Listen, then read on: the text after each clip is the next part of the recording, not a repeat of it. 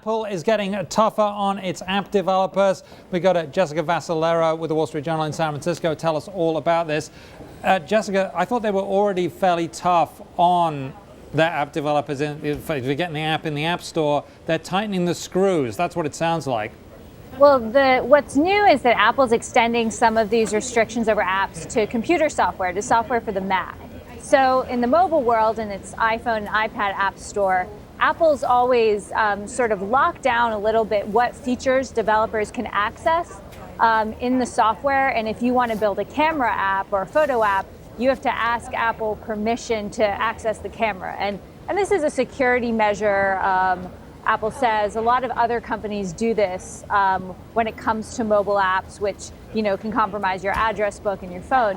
What Apple's doing is it's sort of extending that regime to desktop software, specifically software that it sells through its new desktop Mac App Store. So it's not all software that is built for the Mac. Developers can distribute it on their own, but if they want to distribute it through Apple and get that marketing, they're going to have to play by the new rules. Now, Jessica, you make a good point that this may not just be frustrating to developers, but it may also be frustrating to consumers as they encounter some instances where they have to download additional software now to make things work. Tell us how this will actually work.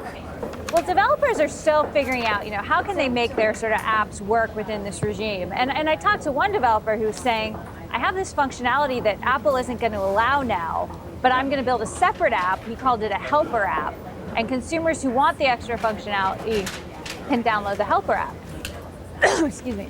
Now, some developers say that's not necessary and they can add the features on their own. But we'll have to wait and see.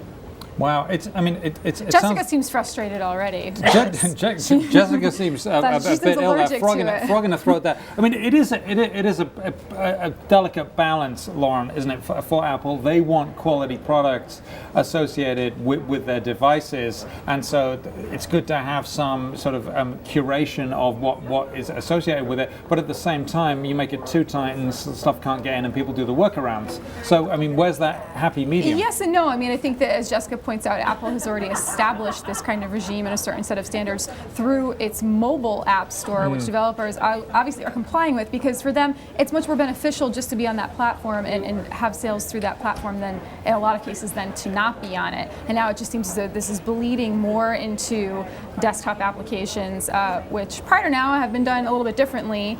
But ultimately it seems as though a lot of developers will still comply with this, Jessica. I mean, am I right? I think so, and it's really interesting because the App Store, if you sell through the App Store, the desktop one, you're still giving Apple 30% of your sales. And so I said, developers, why is it worth it? And they say being in the App Store and getting that distribution is worth it. So I think people will comply.